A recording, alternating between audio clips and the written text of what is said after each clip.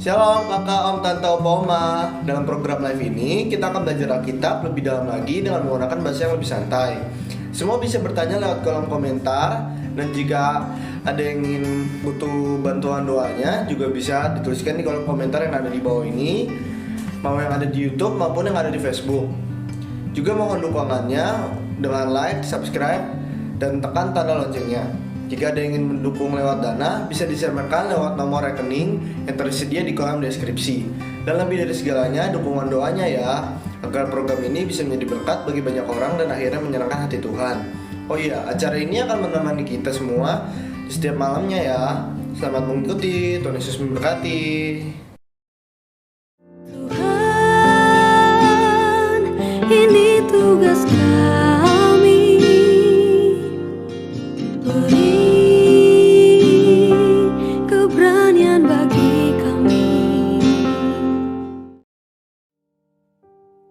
Ya, shalom semuanya, senang kembali bersama dengan saudara. Di malam hari ini kita akan coba masuk ya tadarusan Alkitab kita dalam program Deep Talk with Pastor, kitab yang baru. Kebetulan cuma satu pasal, yakni kitab Filemon atau surat Paulus kepada Filemon ya. Dan di hari Senin ini ya, saudara, kita coba dalami. Dan senang kita berarti sudah melewati banyak kitab ya dalam tadarusan Alkitab kita ini. Saya sampai udah lupa ya, udah hampir 20-an kali saudara ya, atau mungkin sudah lebih ya. Nanti saya hitung lagi saudara ya. Tapi kita siapin hati, kita berdoa, kita akan mulai kitab Filemon ini. Semoga malam hari ini selesai semuanya. Tundukkan kepala, kita doa. Mengucap syukur Tuhan buat malam hari ini. Kami ada di dalam minggu yang baru, sekaligus juga akan tadarusan Alkitab surat yang baru, yakni surat Filemon. Bicara kepada kami, jangan satupun kami yang kau lalui, dan kami siap semuanya diberkati Tuhan dengan luar biasa. Haleluya. Amin. Sambil Bapak, Ibu, dan saya menyiapkan surat Filemon ya, kita siapkan hati kita juga saudara ya. Jadi kita buka Alkitab kita surat Filemon. Siapa tahu nanti di layar saudara terlalu kecil, saudara bisa ambil Alkitab saudara, supaya sama-sama kita bisa mendalaminya. Haleluya. Hanya Engkau,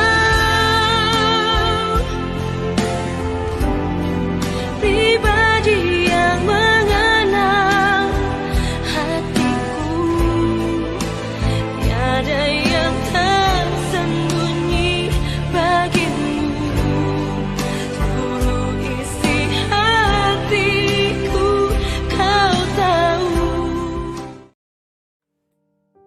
Ya, kita dibantu dengan tampilan ayat surat Paulus kepada Filemon ya. Salam ya. Hanya satu pasal, jadi saya nggak bikin angka satu besarnya, saudara, karena hanya satu pasal ya. Mungkin kalau di Alkitab kita ada pasal 1 ya, tapi kalau bagi saya cuma pasal 1, ngapain disebutin pasal 1, langsung aja surat Filemon ayat 1, surat Filemon ayat 2, dan seterusnya, saudara ya. Sama-sama kita baca ya, salam. Nah, ini ciri khasnya Paulus tuh begitu, selalu ada kata salam ya, ada penjelasan dari Paulus kepada siapa gitu ya. Dan ini menjadi ciri khas dia. Nanti di penghujung suratnya juga pasti ada Paulus menyebut nama-nama ya, supaya memang yang membaca suratnya itu paham benar bahwa surat ini memang surat dari dia ya. Ada pertinggalnya, ada nama-nama yang disebutkan. Ada penekanan dari siapanya dan untuk apanya dan kenapanya ya. Ayat pertama. Dari Paulus, seorang hukuman karena Kristus Yesus, dan dari Timotius, saudara kita. Kepada Filemon yang kekasih, teman sekerja kami. Jadi Filemon ini rupanya teman sekerja. Berarti mungkin dulunya, ya sebelum Paulus itu menjadi seorang hukuman, tanda kutip hukuman ini, sebenarnya sih dia nggak dihukum ya saudara ya. Cuma kalau kita tahu ceritanya dalam Kisah Rasul kan, dia naik banding gitu ya. Sebenarnya kalau dia nggak naik banding, kalau nggak salah, Felix saat itu ya, wali negeri saat itu sudah mau membebaskan dia. Tapi karena dia naik banding ya, akhirnya ya harus dihadapkan pada kaisar ya. Jadi dibawa ke Roma, dan di Roma dia ada di dalam tahanan gitu ya. Tahanan ya supaya dia benar-benar mengikuti prosedur yang ada. Tidak dipenjara di sel, tapi tahanan rumah gitu ya. Tahanan kota lah. Ada penjaga di situ, tapi Paulus bebas menerima tamu siapapun ya, berinteraksi siapapun. Nah, Timotius dalam konteks pasal ini, kitab ini, surat ini sedang menemani Paulus ya dalam tahanan kotanya itu. Dan di masa lalu ya, Paulus pernah menjadi rekan sekerjanya Filemon ya dalam pelayanan. Entah di mana ya, nanti coba kita bisa melihat ya. Tapi di masa lalu Filemon pernah bersama-sama dengan Paulus melayani Tuhan. Artinya Filemon tuh kenal sekali dengan Paulus, dan Paulus kenal sekali dengan Filemon. Oke, ayat 2. Dan kepada Apfia, saudara perempuan kita, dan kepada Arkipus, teman seperjuangan kita, dan kepada jemaat di rumahmu, kasih karunia dan damai sejahtera dari Allah Bapa kita dan dari Tuhan Yesus Kristus menyertai kamu. Jadi Filemon ini rupanya menyiapkan rumahnya ya sebagai tempat beribadah ya, karena jelas sekali ya, dan kepada jemaat di rumahmu. Jadi Filemon ini mungkin orang yang bertobat karena pelayanannya Paulus, kemudian menjadi rekan sekerja dan menyiapkan rumahnya. Mungkin orang yang cukup berada secara ekonomi. Ya. Dan dikatakan ada Apfia di situ, saudara perempuannya Filemon, yang sudah mungkin juga dianggap saudara perempuan oleh Paulus, karena Paulus dan Filemon sudah bersaudara dalam roh gitu ya. Dan juga kepada Arkipus, teman seperjuangan kita. Mungkin ada orang yang membantu pelayanan itu ya, yang menjadi penatua kah, atau wakil gembala dari Filemon ini gitu ya. Pokoknya Arkipus dan Filemon serta Paulus itu pernah dalam satu tim pelayanan untuk mengembalakan jemaat yang beribadah di rumahnya Filemon ya. Di situ ada Apfia, saudara perempuan Filemon, yang mungkin melayani juga, memperlengkapi pelayanan meja dan lain sebagainya ya. Ayat 3. Kasih karunia dan damai sejahtera dari Allah Bapa kita dan dari Tuhan Yesus Kristus menyertai kamu. Ada salam di sini ya. Ada berkat di sini yang diberikan oleh Paulus lewat surat ini kepada Filemon dan kepada tadi Apfia, saudara perempuannya, Arkipus, teman sepelayanannya, dan juga jemaat yang ada di rumah Filemon. Pasal perikop berikutnya ucapan syukur. Ayat 4. Aku mengucap syukur kepada Allahku setiap kali aku mengingat engkau dalam doaku. Karena aku mendengar tentang kasih-Mu kepada semua orang kudus dan tentang iman-Mu kepada Tuhan Yesus.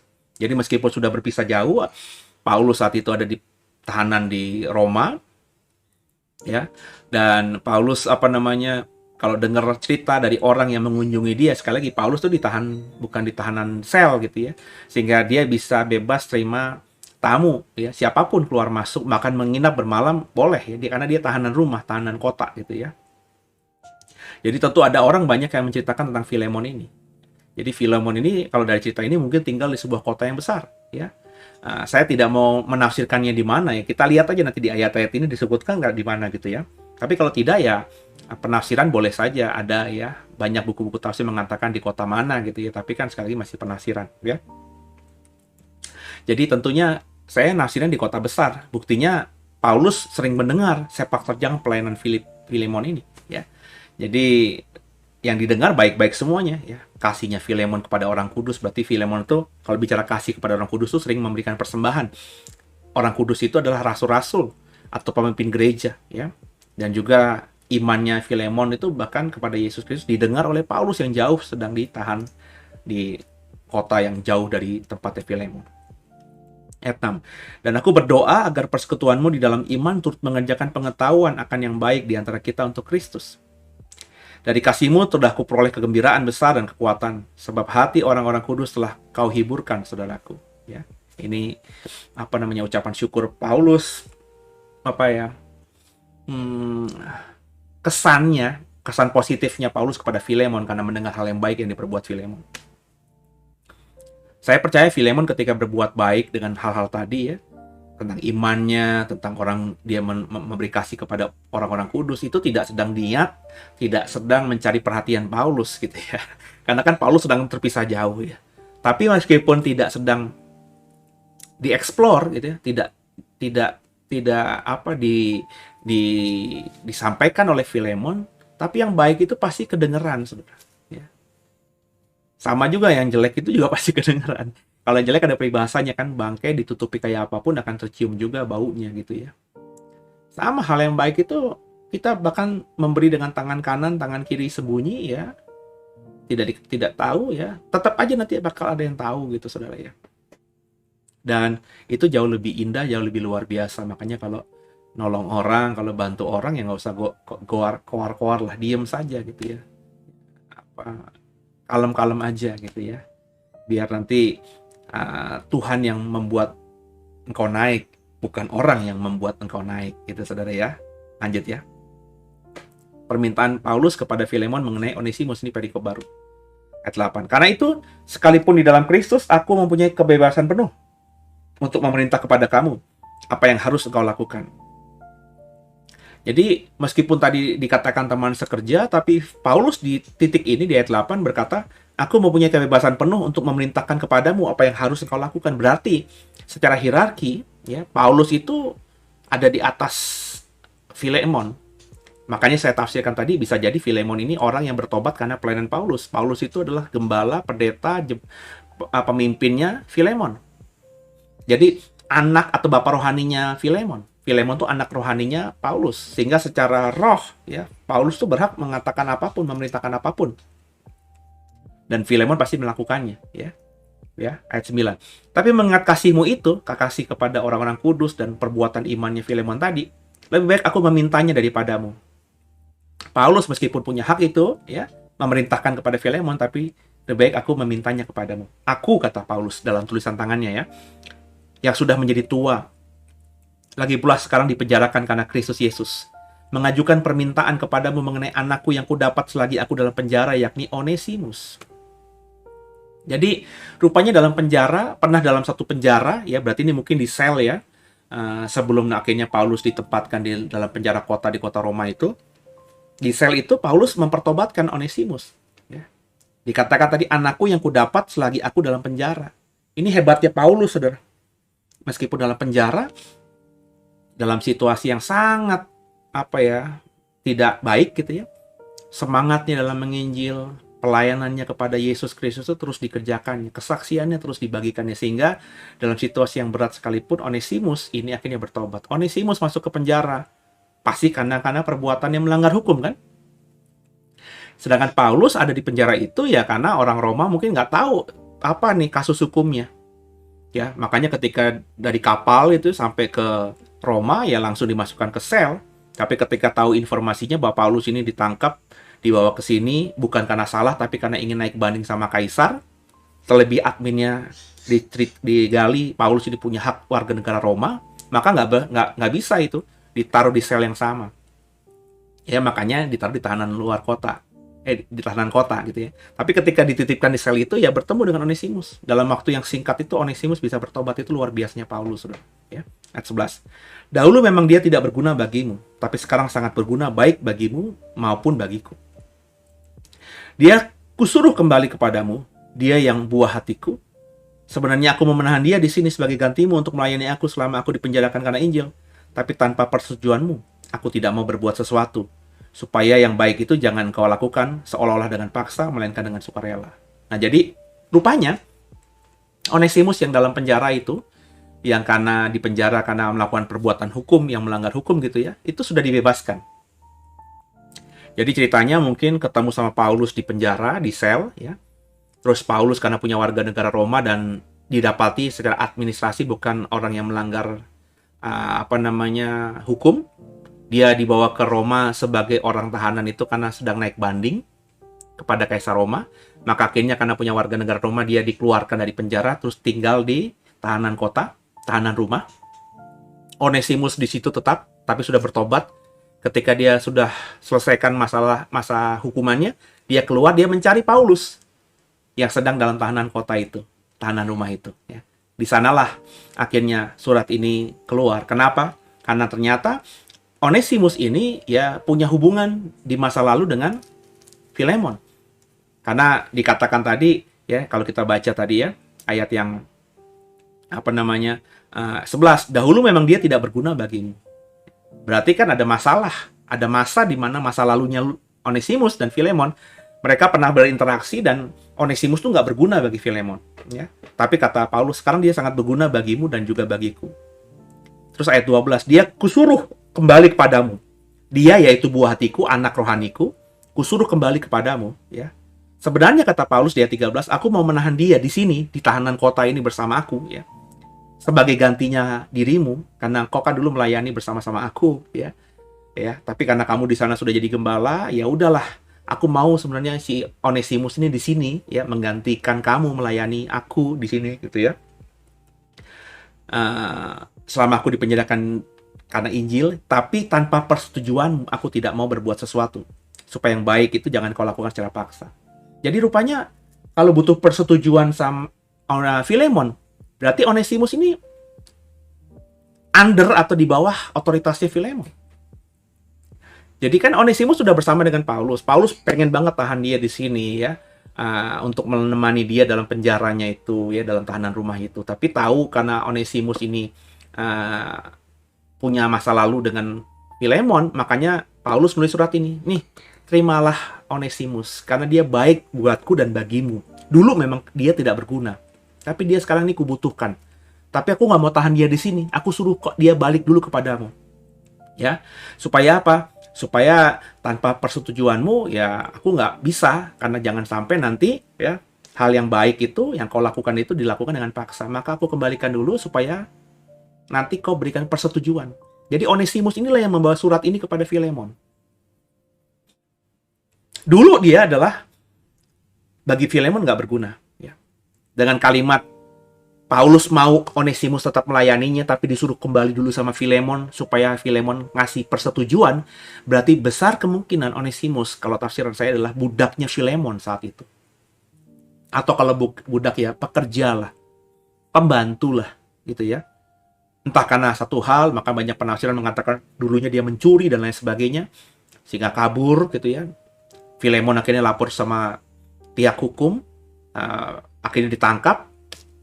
Ya, terus dibawa di Roma, di penjara di sana gitu ya.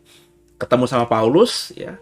Terus cerita, kamu tuh dari mana? Mungkin sama Paulus gitu. Oh, dulu aku kerja di sini sama Filemon. Filemon yang mana?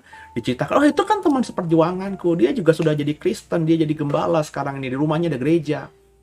Terus Onesimus akhirnya bertobat, di penjara itu dibaptis sama Paulus. Paulus keluar dari penjara di tahanan kota. Setelah Onesimus selesai masa tahanannya, kembali lagi kepada Paulus, mau melayani, mau mengabdi sama Paulus, melayani Tuhan sebagai pelayannya Paulus. Tapi Paulus bilang, kamu nggak bisa gitu. Kamu harus kembali dulu sama Filemon. Karena tanpa sepersetujuannya Filemon, ya, aku nggak bisa gitu ya. Karena meskipun aku butuh kamu, tapi kamu tuh milik dia. Maka kamu harus bawa surat ini. Ya. kasih dia, ya. Kalau dia setuju, kamu kesini lagi layani aku. Jadi kurang lebih begitu, saudara ya. Jadi ya Onesimus mungkin ketika disuruh kembali ke Filemon deg-degan juga. Dulu dia pernah merugikan Filemon. Kalau itu budak, Filemon bisa bunuh dia. Tapi Paulus yakin Filemon tidak melakukan hal itu karena Filemon sudah melayani. Ya, lanjut ayat yang 15. Sebab mungkin karena itulah dia dipisahkan sejenak daripadamu, kata Paulus kepada Filemon, supaya engkau dapat menerimanya untuk selama-lamanya. Bukan lagi sebagai hamba. Nah, ayat 16. Bukan lagi sebagai budak, doulos. Berarti memang Onesimus dulu adalah budaknya Filemon. Tapi melarikan diri. Makanya ditangkap, ditahan. Entah mencuri, melarikan diri. Nama budak melarikan diri dari tuannya itu kan pasti salah, ya. Karena budak itu milik tuannya. Dia apa-apain sama tuannya, terserah. Dia melarikan diri, ya berarti salah. Dilaporkan, ditangkap, bertobat sama Paulus, disuruh kembali lagi kepada Filemon. Onesimusnya deg-degan, ya kita lihat nanti responnya Filemon gimana. Ya. Tapi kalimat dari suratnya Paulus ini itu mengindikasikan Filemon pasti akan memaafkan dia. Lanjut ya. Bukan lagi sebagai hamba, melainkan lebih daripada hamba, yaitu sebagai saudara yang kekasih. Bagiku sudah demikian, apalagi bagimu, kata Paulus. Baik secara manusia maupun di dalam Tuhan. Kalau engkau menganggap aku temanmu seiman, terimalah dia seperti aku sendiri. Dan kalau dia sudah merugikan engkau ataupun berhutang kepadamu, tanggungkanlah semuanya itu kepadaku. Aku, Paulus, menjaminnya dengan tulisan tanganku sendiri. Aku akan membayarnya, agar jangan kukatakan, tanggungkanlah semuanya itu kepadamu, karena kau berhutang kepadaku, yaitu dirimu sendiri. Jadi, Paulus sebenarnya bisa ngomong gitu kan, ya, aku bayar deh, ya, tanggungkan itu sama menjadi itu dulu. Kan kau bertobat itu karena aku, kurang lebih begitu kan ya. Kau jadi percaya, diampuni dosa kan karena aku. Ya udahlah, kebaikan yang sudah kau peroleh dari pelayananku dulu itu bayar dengan apa? Dengan memaafkan atau menebus, aku tebus si Onesimus ini. Tapi Paulus nggak begitu, ya. Meskipun dia bisa seperti itu karena Filemon, saya bilang tadi, kalau kita baca suratnya ini bertobat karena Paulus. Utang budi lah, utang nyawa, utang keselamatan si Filemon ini kepada Paulus kan. Paulus bisa pakai itu semuanya, tapi Paulus enggak. Khusus untuk Onesimus ini, kalau memang dia pernah merugikan kamu, tanggungkanlah itu kepadaku, aku akan bayar nanti. Meskipun si Paulus bisa, ya lu kan selamat gara-gara aku, ya udahlah supaya impas, ampuni dia, biar dia melayani aku. Tapi enggak, aku bayar nanti. Ini luar biasanya Paulus. Dia bisa memilah-milah mana yang pelayanan, mana yang memang dunia nyata. Kalau itu budak, Filemon pasti membeli Onesimus di pasar budak. Dengan uang tertentu, dengan biaya tertentu. Ya. Kemudian dia lari, berarti ini merugikan Filemon. Maka mungkin pasti ada uang yang harus ditebus. Nah, Paulus bilang, tanggungan padaku. Aku akan membayarnya. Ayat 20. Ya, saudaraku, semoga engkau berguna bagiku dalam Tuhan. Hiburkan hatiku dalam Kristus. Dengan percaya kepada ketaatanmu, kutuliskan ini kepadamu. Aku tahu, lebih daripada permintaanku ini akan kau lakukan. Dalam pada itu, bersedialah juga memberi tumpangan kepadaku. Karena aku harap oleh doamu, aku akan dikembalikan kepadamu. Jadi, Paulus kembali, saudara ya, percaya Filemon akan mengampuni Onesimus. Dengan kalimat tadi, aku tahu kau pasti akan bisa berbuat lebih daripada sekedar aku minta. Karena Filemon sudah berubah, bukan jadi orang kaya yang jumawa. Mungkin Onesimus dulu keluar atau kabur karena mungkin dianiaya sebagai budak oleh Filemon sebelum bertobat, kita nggak tahu. Tapi yang jelas ketika Paulus mempertobatkan Filemon, dan Filemon lahir baru, kemudian melayani bersama-sama Paulus, bahkan menjadikan rumahnya tuh gereja, atau tempat orang percaya berkumpul di kota itu, Filemon itu udah berubah, dan Paulus tahu banget hatinya udah berubah, bukan lagi kejam, bukan lagi jahat. Makanya Onesimus, kamu pulang dulu. Kalau kamu melayani aku bersamaku di sini, di Roma ini, kamu tuh budaknya Filemon. Ya, tenang, aku bayar nanti. Kalau Filemon bilang harganya sekian, aku bayar. Aku akan nanggung itu. Jadi kamu bawa suratku ini, kasih kepada tuanmu dulu Filemon, maka dia nanti akan membaca, dia pasti akan mengampunimu. Dia akan berkata, hutangmu sudah lunas. Kita sekarang saudara dalam pelayanan. Karena aku tahu Filemon sudah berubah, maka jangan takut Onesimus. Nah, saya percaya situasi ini Onesimus mungkin galau dengan surat kata belece dari Paulus pun juga dia mesti deg-degan ya kembali kepada Filemon. Tapi saya percaya Filemon memang seperti yang dikatakan Paulus ini. Buktinya surat ini ada. Surat ini ada, berarti kan surat ini bukan saja ditulis Paulus kepada Filipus ya, tapi orang-orang yang menjadikan surat ini surat berharga di gerejanya, besar kemungkinan gerejanya Filipus, gerejanya Filemon ya. Jadi jemaat yang beribadah kepada Tuhan di rumahnya Filemon ini, itu ketika surat ini dibacakan dalam ibadah hari Minggu, surat pastoralnya Paulus, mereka tahu memang itu yang sudah dikerjakan oleh gembala mereka, yakni Filemon. Meskipun Filemon berhak menghukum mati Onesimus karena melakukan kesalahan, karena dia budaknya, tapi karena surat ini, Filemon memaafkan Onesimus. Bahkan, besar kemungkinan lewat suratnya Paulus ini kita bisa baca, Filemon bukan cuma memaafkan, tapi menjadikan Onesimus rekan sekerjanya. Tadinya budak dan tuan, sekarang rekan sekerja. Sama-sama melayani Tuhan dan juga melayani Paulus. Karena dalam diri Filemon, dalam diri Onesimus, Yesus adalah Tuhan. Paulus adalah bapa rohani mereka, rasul mereka. Saudara, ya bagi Tuhan gak ada yang mustahil. Onesimus tadinya budak, kabur, ditangkap, dosanya besar. Secara sosial hukumnya besar itu, dosanya besar itu. Tapi diampuni, dipulihkan. Status budaknya dibayar, ditebus oleh Paulus. Dibayar apa tidak? Saya yakin tidak, karena Filemon pasti bilang, Rasul, apapun yang kau minta akan kulakukan. Dan dilakukan oleh Filemon. Onesimus yang tadinya seorang budak, jadi orang merdeka. Melayani bersama-sama dengan tuannya yang dulu itu begitu jauh. Tapi sekarang jadi sederajat, rekan sekerja. Makanya saudara, teruslah beriman. Saya kalau baca surat ini tuh, selalu yang paling pertama saya pikirkan adalah, tiada yang mustahil bagi Tuhan. Tuhan bisa pulihkan kita. Status sosial kita dipulihkan Tuhan, status ekonomi kita dipulihkan Tuhan, status fisik kita dipulihkan Tuhan, segala status kita yang buruk, yang jelek di mata dunia dan di mata Tuhan, Tuhan bisa pulihkan selama kita mau bertobat. Onesimus bertobat. Kalau Onesimus tidak kelihatan pertobatannya, Paulus ngapain nulis surat ini kepada Filemon? Kalau Onesimus cuma sekedar tampilan luarnya saja, masakan Rasul Paulus yang peka, yang sudah tua ini, itu bisa bodoh dengan menuliskan surat ini kepada Filemon? Paulus nulis surat ini kepada Filemon, padahal kita tahu ya Bapak Ibu ya, Paulus tuh memang tidak pernah meminta-minta. Dia nggak pernah minta-minta. Dia menerima kalau ada gerejanya, atau ada umatnya, atau ada orang yang dipertobatkannya memberikan persembahan. Tapi dia nggak pernah ngemis. Aku lebih baik hidup apa adanya, menghidupiku dan juga pelayananku lewat tenda yang kubuat, daripada aku meminta-minta kepada orang yang berhutang budi dan nyawa keselamatan kepada aku. Jadi Paulus nggak mungkin nulis surat ini kan ini kan kurang lebih minta-minta gitu ya. Tapi dia nulis ini bukan untuk dirinya sendiri, untuk Onesimus. Artinya apa? Dia melihat Onesimus benar-benar sudah berubah. Tadinya mungkin dosa, ada penyesalan benar-benar kelihatan.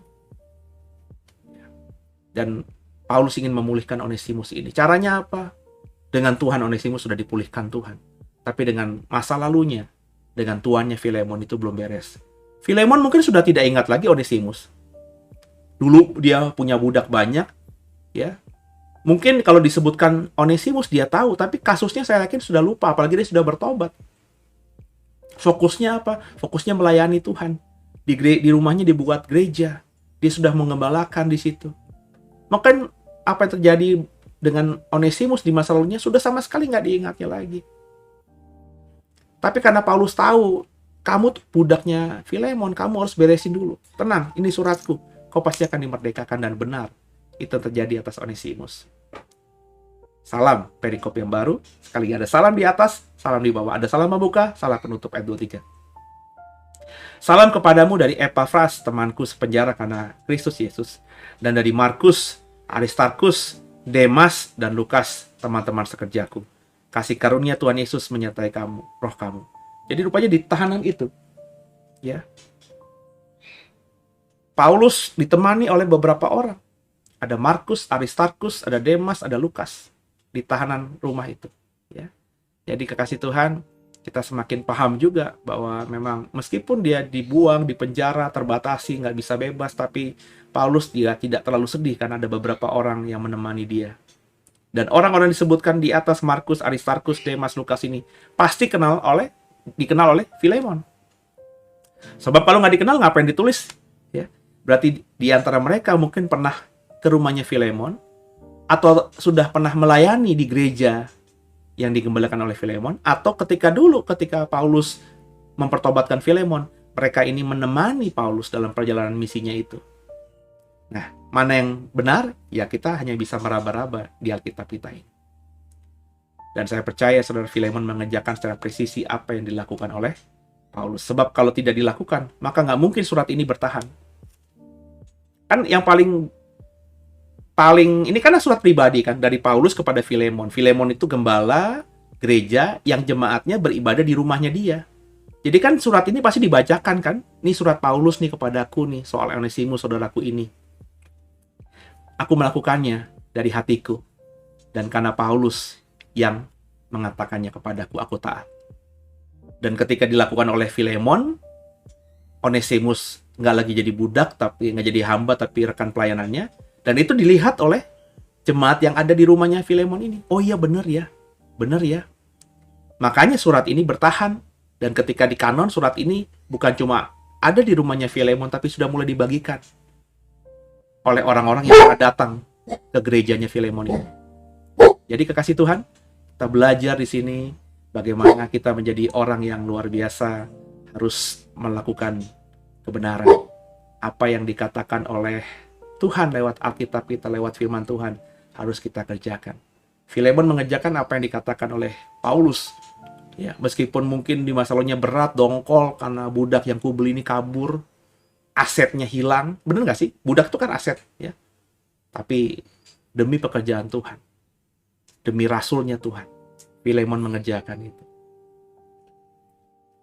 Dari sisinya Onesimus kita bisa melihat orang sejelek apapun, tanda kutip, seburuk apapun kondisinya, tanda kutip, Tuhan bisa pulihkan kalau kita bertobat. Jadi, di mana posisimu hari ini? Apakah kau posisimu seperti Filemon yang pernah punya masalah dengan orang lain di masa lalu, kau hari ini belum mengampuninya? Mulai lepaskan pengampunan kepada orang itu. Ataukah posisimu seperti Onesimus hari ini, yang di masa lalu pernah berhutang? Kalau kau pernah berhutang, ya Tuhan bisa pulihkan dirimu. Dan kalau kau bertobat, Tuhan pasti pulihkan dirimu. Tapi bereskan juga nih dengan masa lalumu ini. Ya, jadi saya selalu mengatakan bahwa ketika kita bertobat, hubungan kita dengan Tuhan itu beres. Tapi salib itu bukan cuma vertikal, tapi juga ada horizontalnya, saudara. Nah, horizontal ini apa? Horizontal ini hidup di masa lalu kita. Ya. Maka bisa jadi kita di masa lalu tuh pernah melukai orang. Ya. Kalau kita sudah minta ampun sama Tuhan, ya selesai. Ampun, Tuhan ampuni dosa kita. Tapi jauh lebih bijaksana, jauh lebih bagus. Ketika kita kalau masih punya link kepada orang yang pernah kita lukai, minta ampun. Kalau ada hutang, bereskan. Kalau belum beres, saudara nggak mungkin bisa jadi orang yang hebat. Percayalah sama saya. Ya. Ini kalau hutang ini bisa hutang uang, hutang budi. Ya. Makanya ingat orang yang pernah kau lukai. Mungkin dia sudah memaafkan dirimu, saudara. Tapi jauh lebih baik kau meminta maaf kembali. Kalau dia sudah memaafkanmu, tentu dia tidak akan lagi ingat hutangmu itu. Selesai. Tapi kalau dia masih ingat hutangmu, bayar, saudara. Bayar. Kalau nggak bisa lunas, paling nggak komitmen untuk membayar. Sebab kalau kau tidak membayar hutangmu itu, maka berkat Tuhan tetap terhambat atas hidupmu, meskipun kau sudah diampuni oleh Tuhan. Sehingga hidupmu di bumi ini nggak bisa jadi berkat bagi banyak orang. Kenapa? Hidupmu sulit. Ya, muter-muter aja dalam kebutuhan pribadimu yang nggak beres-beres juga. Jadi semoga dipahami, semoga dimengerti, dan semua kita benar-benar menjadi pelaku-pelaku firman. Haleluya, ya. Terpujilah nama Tuhan. Hanya Engkau, pribadi yang mengenal hatiku. Tiada yang tersembunyi bagimu. Seluruh isi hatiku Kau tahu. Ya, surat Filemon pendek Dan itu surat biasa, surat pribadi. Ada kebenaran, tapi terlihat jelas. Saya sudah bagikan apa yang saya tahu, saudara. Ya. Dan di hari Minggu ini memang saya tidak berusaha untuk banyak ambil waktu saudara, ya. Supaya saudara juga bisa istirahat, karena saya yakin saudara sudah beribadah tadi sepanjang minggu, ya. Kalau saudara belum sempat mendengarkan apa yang saya sampaikan dalam ibadah Minggu Raya, bisa diikuti. Kalau hari ini nggak sempat, di minggu ini nggak sempat, ya, nanti di take down itu videonya, Senin akan dimunculkan kembali, hanya khotbahnya saja. Ya, semoga semakin diberkati dan sama-sama memberkati ya saudara ya. Tundukkan kepala kita doa. Bapak, terima kasih kami belajar banyak di hari Minggu dari Filemon. Filemon akhirnya memaafkan Onesimus akhirnya dimaafkan Filemon, sehingga keduanya menjadi hamba Tuhan yang luar biasa. Ampuni salah dosa kami, Yesus Kristus adalah Tuhan Juru Selamat kami yang hidup, dan ke dalam tangan-Mu kami serahkan tubuh jiwa roh kami. Haleluya. Amin. Selamat malam, selamat istirahat, Tuhan Yesus memberkati.